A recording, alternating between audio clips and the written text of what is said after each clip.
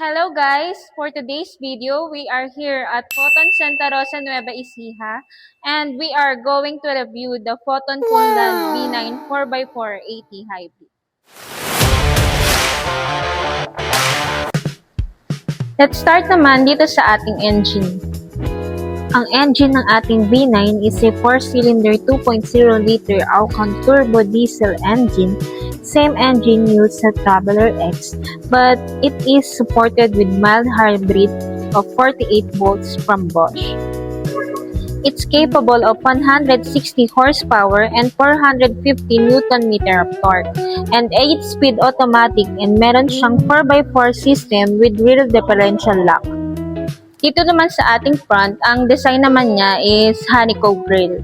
Ang ating headlight naman dito is naka-LED projector headlight na siya and naka-sequential turn signal light na din siya. Sa paglights naman niya, naka-steering activated halogen paglights na siya.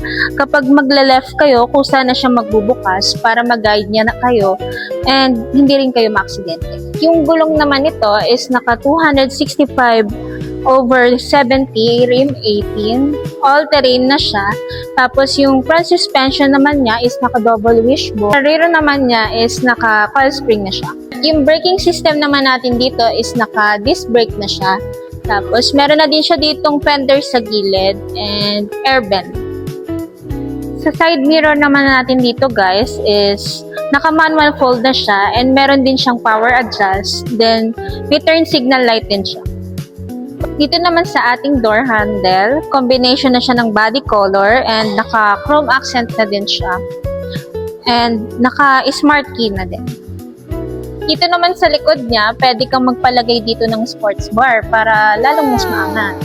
So dito naman, syempre, i-consider din natin yung size niya. Kasi katulad na yan, may mga client tayo na kailangan malaki yung garahe pagka ganito kalaki yung pickup nila or yung sasakyan nila. O kaya yung mga madalas nilang dinadaanan kung kasya ba doon.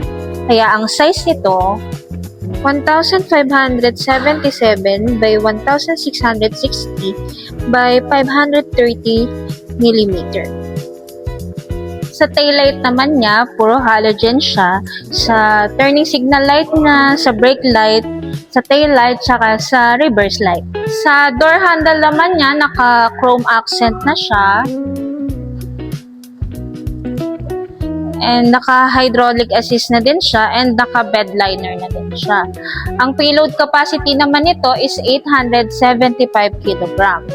Tapos, meron din siyang hagdanan dito. So, hindi ka na mahihirapan na makiat. Kayang-kaya mo na yan. Hindi lang ako makaakyat kasi nakapada lang. Nakapada kasi ko. So, ayan. Makaakyat ka na dyan. So, ano pang iniintay mo? Dito ka na mag-inquire sa Photon Santa Rosa Nueva Ecija. Or pwede ka mag-message sa FB page ko or pwede kang tumawag sa number ko para ma-assist kita agad. Bye!